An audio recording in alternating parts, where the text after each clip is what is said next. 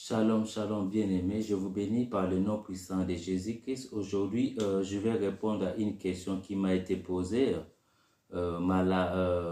Matthieu 5, 17, par rapport que la Bible dit, il dit que Jésus-Christ, il n'est pas venu abolir la loi, alors il est venu accomplir. Ils disent que voilà, c'est-à-dire que la dîme est toujours valable.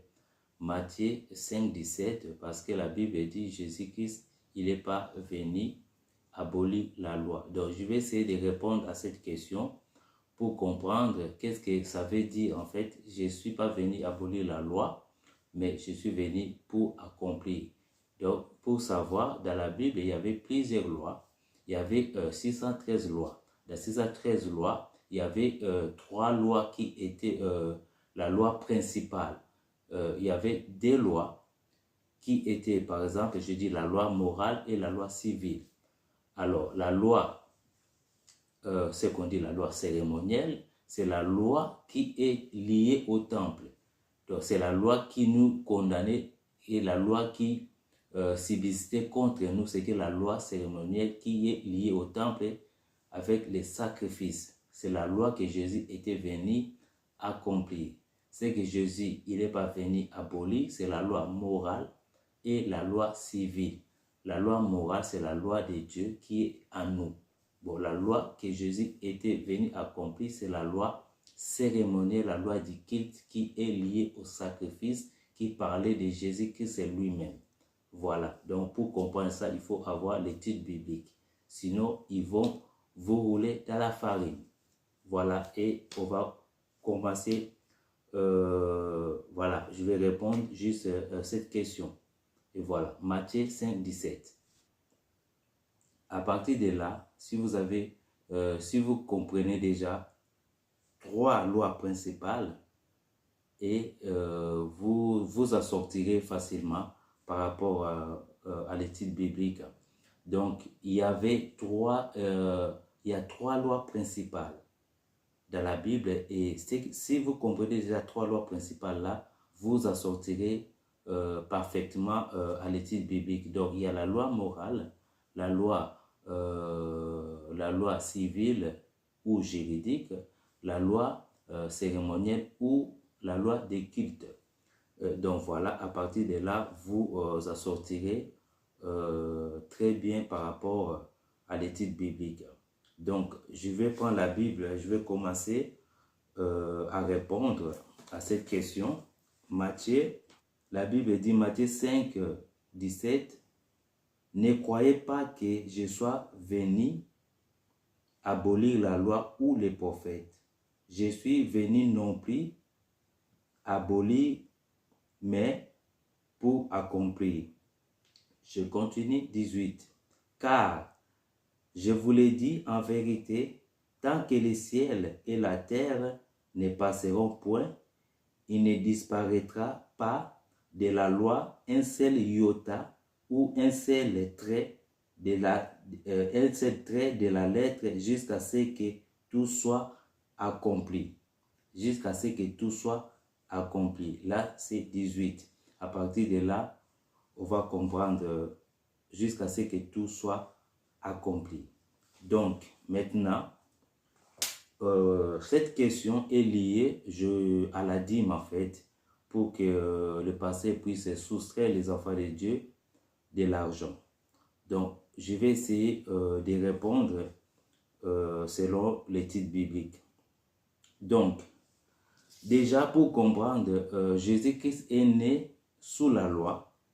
Quand il était sur cette terre, il devait accomplir toute la loi de Moïse. Quand il était sur cette terre, Jésus-Christ, il accomplissait la loi de Moïse. Donc, voilà. La dîme, je vais essayer je vais essayer de réduire un peu l'étude parce que c'est vraiment très long l'étude pour juste une petite question. Donc, il faut comprendre, la loi de la dîme venait d'où? La loi de la dîme venait avec la loi des sacrificateurs, les Lévites, que Dieu avait donné la loi de la dîme pour que les sacrificateurs, les Lévites puissent bénéficier de ces dîmes-là parce qu'ils travaillaient au temple. Voilà la loi de la dîme. Donc, je vais donner les versets bibliques comme ça.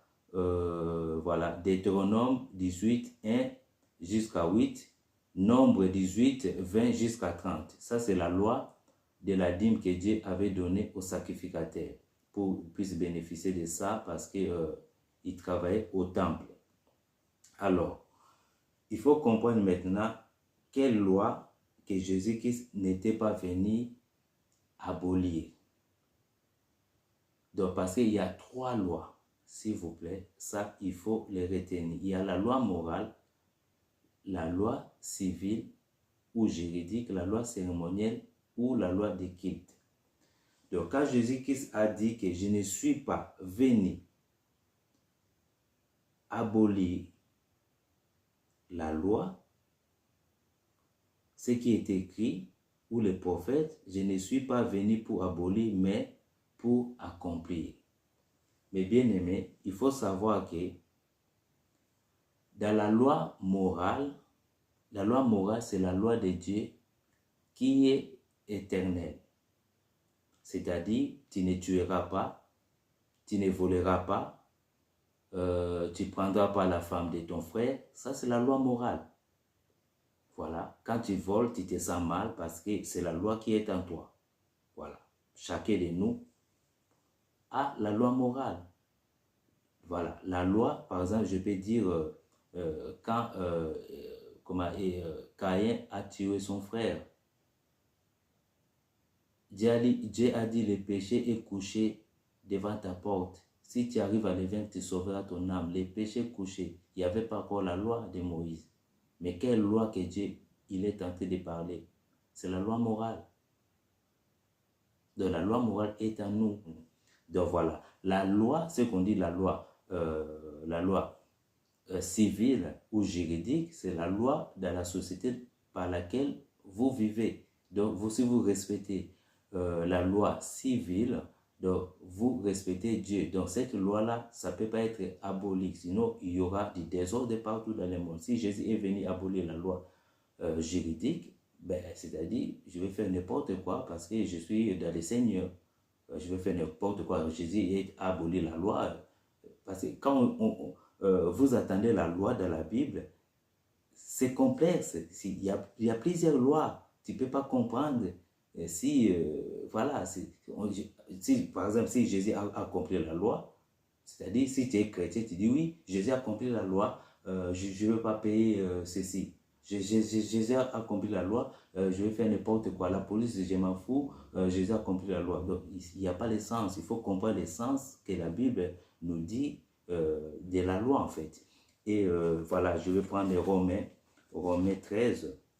Romains 13, voilà, pour comprendre quelle loi que, quand la Bible parle de la loi, il faut comprendre maintenant quelle loi que la Bible nous dit pour comprendre. Voilà.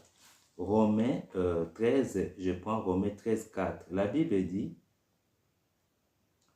les magistrats et serviteurs de Dieu pour ton bien, mais si tu fais le mal, crains, car ce n'est pas en vain qu'ils portent l'épée, étant serviteurs de Dieu pour exercer la vengeance et punir ce qui fait le mal. Voilà. Donc, les magistrats sont les serviteurs de Dieu parce qu'ils mettent la loi, ils font la loi de Dieu, c'est-à-dire la loi juridique est valable jusqu'aujourd'hui. Donc voilà, ils sont les serviteurs de Dieu. Maintenant, la loi cérémonielle, c'est la loi est liée au temple. La loi liée au temple, pourquoi? Parce qu'il y a la loi cérémonielle est liée au sacrifice. Les sacrifices là, c'est lié à Jésus-Christ parce que c'est la loi qui nous condamnait. Quelle loi qui nous condamnait? C'est la loi cérémonielle. Je vais lire, voilà, Colossiens. Je vais lire Colossiens. Quelle loi qui nous condamnait? Colossiens 2. La loi qui nous condamnait, c'est la loi cérémonielle qui nous condamnait. Voilà. Colossiens 2, 14. La Bible dit, il a effacé l'acte dont les ordonnances nous condamnaient et qui subsistait contre nous, il a détruit en les clouant à la croix.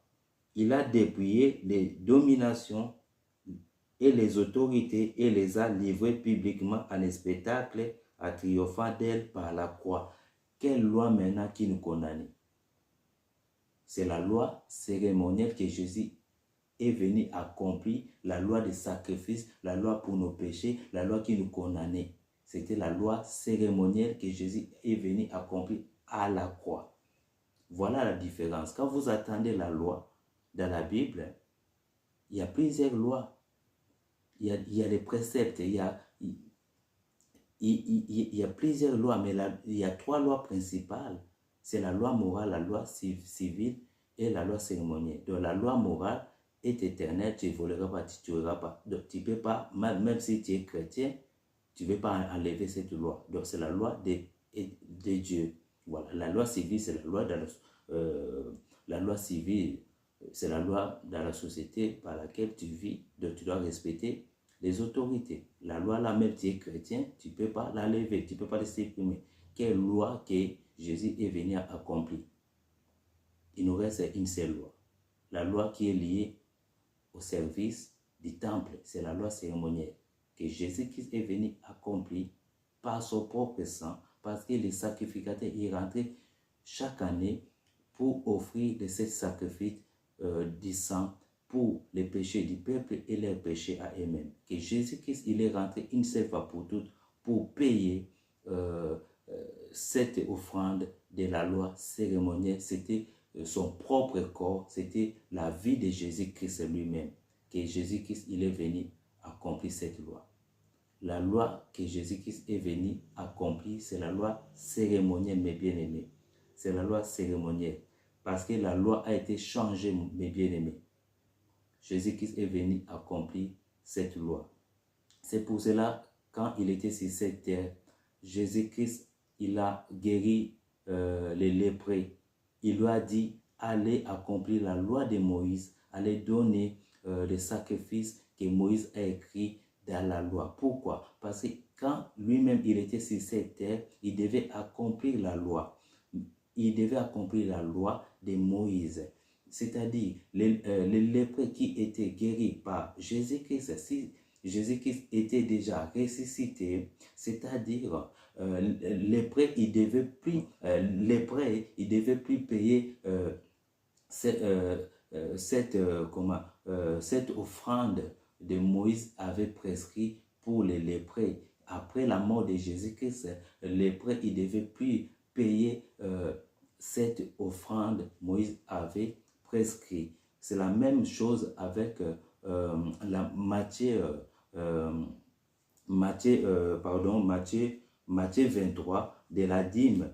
C'est la même chose que quand Jésus-Christ il était sur cette terre, c'était normal que les sacrificateurs payaient leurs dîmes. Et voilà, Jésus-Christ, quand il n'était pas encore mort, ressuscité, c'était valable. La loi de Moïse était toujours en vigueur.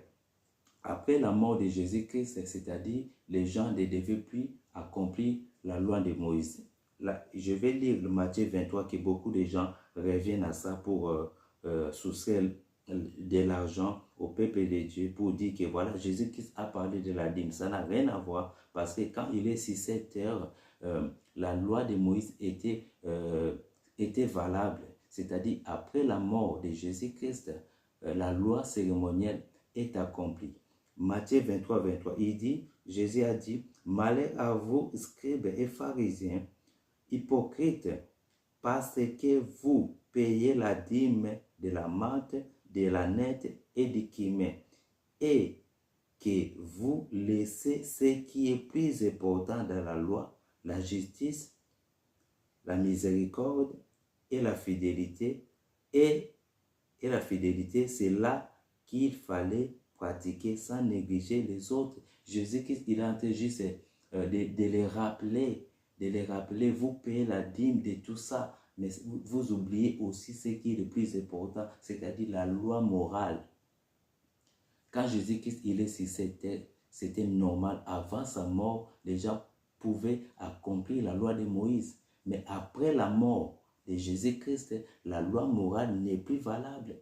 C'est pour cela qu'il a dit, je vais lire, c'est pour cela qu'il a dit dans Matthieu 5, 18, Matthieu 5, 18, il a dit, Jésus a dit, écoutez, Jésus a dit, car je vous l'ai dit en vérité, tant que le ciel et la terre ne passeront point, il ne disparaîtra pas la loi d'un seul iota ou un seul trait de lettre jusqu'à ce que tout soit accompli. C'est-à-dire quoi? Ici, c'est-à-dire avant que Jésus-Christ soit ressuscité, c'est-à-dire la personne ne pouvait toucher une petite loi, c'est-à-dire personne ne pouvait modifier une petite loi avant que Jésus-Christ puisse être ressuscité. Personne ne pouvait toucher cette loi jusqu'à ce que la loi soit accomplie. La loi soit accomplie jusqu'à ce que la loi soit accomplie, que Jésus-Christ va changer maintenant la loi de Moïse avec sa propre loi. C'est ce que Jésus-Christ a fait. Donc, je vais lire Hébreux 7, 12, la Bible dit, « Car le sacerdoce étant changé, nécessairement aussi il y a un changement des lois. » Le sacerdoce étant changé, c'est-à-dire nous ne sommes plus dans le sacerdoce lévitique, nous sommes dans le sacerdoce royal de Jésus-Christ lui-même. Il a changé la loi. Donc c'est pour cela aujourd'hui, on n'est plus dans la loi de Moïse, dans la loi de Jésus-Christ. Il n'y a plus la dîme à payer. Et voilà, donc, la loi là a été abrogée.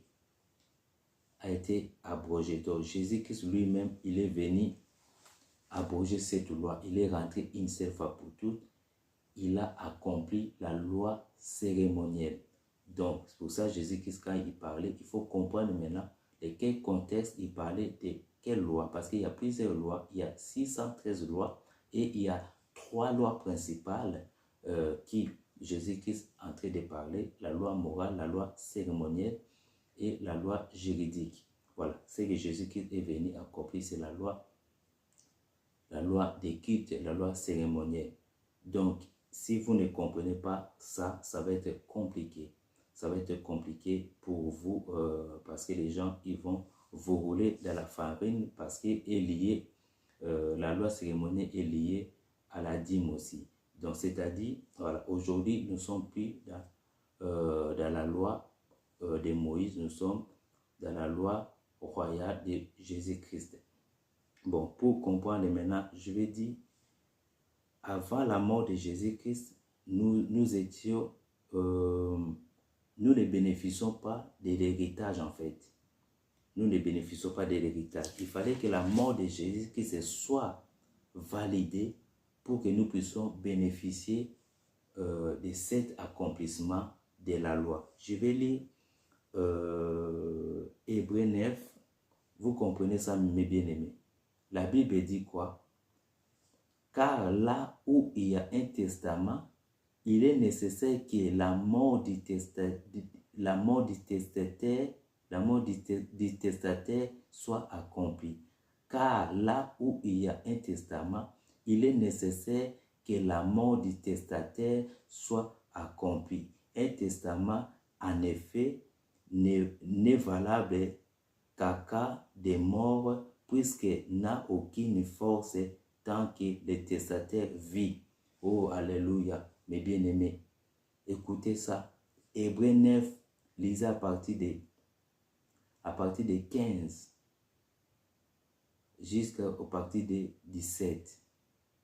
Donc, c'est-à-dire, avant la mort de Jésus-Christ, nous ne bénéficions pas de l'héritage. Il faut que la mort du testataire soit accomplie pour que nous puissions bénéficier de l'héritage.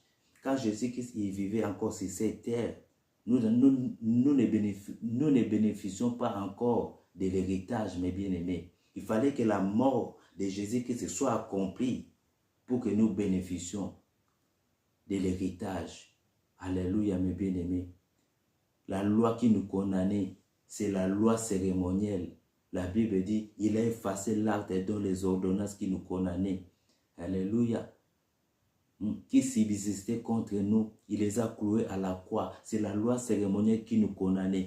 Pour que nous puissions bénéficier, alléluia, de la délivrance, il fallait que Jésus-Christ soit mort. Alléluia. Il fallait que Jésus-Christ soit mort à la croix pour accomplir cette loi, la loi qui nous condamnait, la loi cérémonielle. Il fallait que Jésus-Christ soit mort à la croix, mes bien-aimés. Nous puissions bénéficier de l'héritage. Oh, alléluia. Le testament, alléluia. Le testament est valable dès que la mort du testataire soit accomplie. Alléluia. Là où le testament prend le valeur.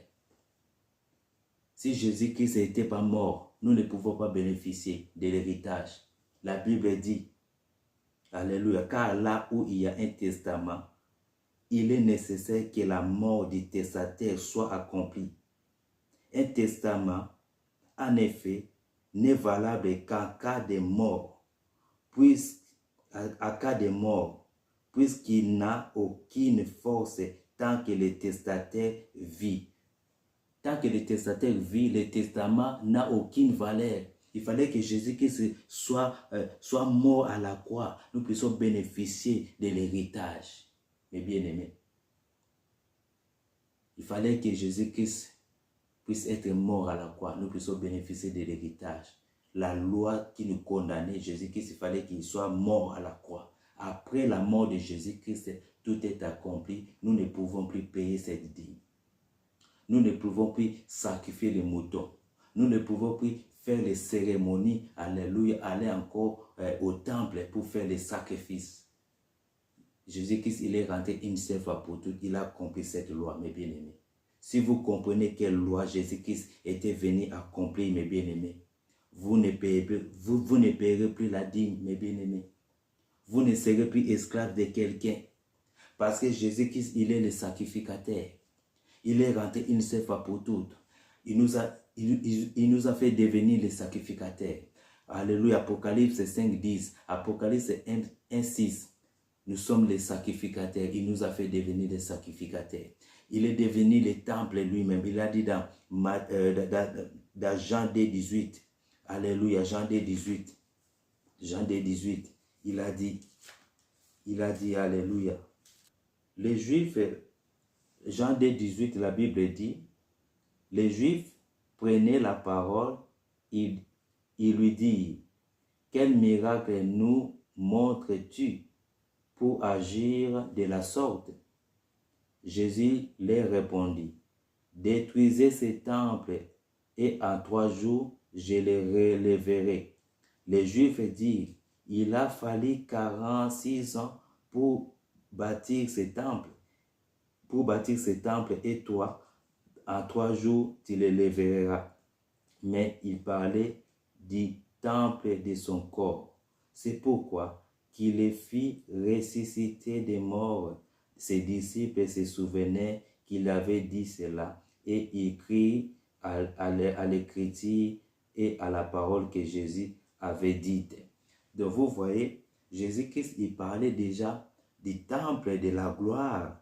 Du temple de la gloire, il va les détruire. Il va les détruire et dans 3 jours, alléluia, il lèverait l'autre temple qui sera son propre corps. Il ne comprenait pas. Alors Jésus-Christ parlait de son corps qui est le temple, alléluia, le véritable temple, c'est son corps. Il nous a fait devenir aussi le temple du Saint-Esprit. Il est rentré une seule fois pour toutes. Il a fait le service du sacrificateur. Il est le véritable sacrificateur. Il nous a fait devenir aussi le véritable sacrificateur. Tu es le véritable sacrificateur. Les rideaux est déchiré en deux. Aujourd'hui, tu peux rentrer. Tu peux parler à ton Père. Tu peux rentrer. Alléluia. Les rideaux est déchiré en deux aujourd'hui. Tu peux rentrer. Tu es le sacrificateur aujourd'hui. Jésus, il t'a fait le sacrificateur. Alléluia. Apocalypse 5, 10. Apocalypse 1, 6. Tu es le sacrificateur. Jésus qui s'est rentré une seule fois pour toutes. Les rideaux est déchiré en deux. Aujourd'hui, tu peux rentrer. Tu peux parler à ton Père. Aujourd'hui, tu peux rentrer. Avoir une relation, alléluia, avec ton Père. Alléluia. Ça, le médiateur. Oh, alléluia. Tu peux rentrer. Ça, le sacrificateur. Qui prenait, alléluia, les sacrifices pour rentrer, alléluia, dans les lieux très saints, pour rentrer, alléluia, pour les péchés du peuple et leurs péchés. Aujourd'hui, tu peux rentrer. Tu peux rentrer. Jésus-Christ a déchiré les voiles, mes bien-aimés. La loi qui nous condamnait, c'était la loi cérémonielle, la loi des sacrifices, la loi du temple. Jésus-Christ a accompli cette loi, mes bien-aimés. Alléluia. Alléluia. Il fallait que, alléluia, les testaments puissent prendre de valeur. Il fallait que les testaments puissent prendre de valeur, mes bien-aimés. Après la mort de Jésus-Christ, nous puissions bénéficier de l'héritage. Après la mort, mes bien-aimés, après la mort. Alléluia. Car là où il y a un testament, il est nécessaire que la mort du testataire soit constatée. Il faut que la mort de Jésus-Christ soit constatée. Il est mort. Il a accompli cette loi, mes bien-aimés. La loi qui nous condamnait, c'était la loi cérémonielle, mes bien-aimés. Un testament, en effet, n'est valable qu'à cas de mort, puisqu'il n'a aucune force tant que le testataire vit. Le testament n'a aucune force tant que le testataire vit. Tu ne peux pas bénéficier de l'héritage. Jésus-Christ, il fallait qu'il soit mort à la croix. C'est pour cela qu'il a dit, tout est accompli. Alléluia. Jean 19:30, il a tout accompli. La loi qui nous condamnait, c'était la loi cérémonielle. La loi morale, c'est la loi de Dieu. Tu ne voleras pas. Alléluia. Tu ne prendras pas la femme de ton prochain. Alléluia. Tu aimeras ton prochain comme toi-même. La loi là, Jésus-Christ, il n'est pas venu abolir cette loi. La loi civile, la loi juridique, la loi, alléluia, dans les pays que tu vis, si tu respectes la loi, comme la Bible dit dans Romains 13:4, alléluia, les magistrats sont les serviteurs de Dieu. Alléluia, si tu respectes la loi, tu fais la loi de Dieu. Alléluia, la loi de Dieu est juste. Dieu est juste, alléluia. Les ministres, ce sont les serviteurs de Dieu. Si tu accomplis la loi, tu fais le service de Dieu, tu es fils de Dieu. Si Jésus-Christ, il était venu accomplir la loi cérémonielle, si Jésus-Christ, il était venu abolir la loi juridique, la loi morale, le monde ne sera pas dans la justice. Il est Dieu de la justice. Donc la loi qui était abolie, c'était la loi qui nous condamnait, la loi des sacrifices, la loi que nous devons retourner chaque année pour faire les offrandes pour les saints. Lui-même, il s'est donné lui-même. Voilà la loi qui était accomplie, mes bien-aimés. La loi cérémonielle qui était accomplie. Il fallait que Jésus-Christ puisse être cloué à la croix. Nous puissions bénéficier de l'héritage. La Bible dit, il faut que, alléluia, un testament, en effet, n'est valable à cas de mort, puisqu'il n'a aucune force tant que le testataire vit. Voilà, vous comprenez pourquoi les gens donnaient la dîme au moment où Jésus-Christ était en vie. Parce qu'il fallait que les testataires puissent être morts pour que le testament puisse avoir valeur. Les scribes, les pharisiens, ils donnaient la dîme. Les gens bénéficiaient de la dîme quand Jésus-Christ était vivant. C'était normal. Il fallait qu'il puisse mourir pour que nous puissions bénéficier. Après la mort de Jésus-Christ, nous sommes les héritiers, mes bien-aimés, l'héritier de son amour. Alléluia, sans limite. Sans limite, alléluia. Nous donnons par le cœur, mais pas avec la loi qui nous condamnait.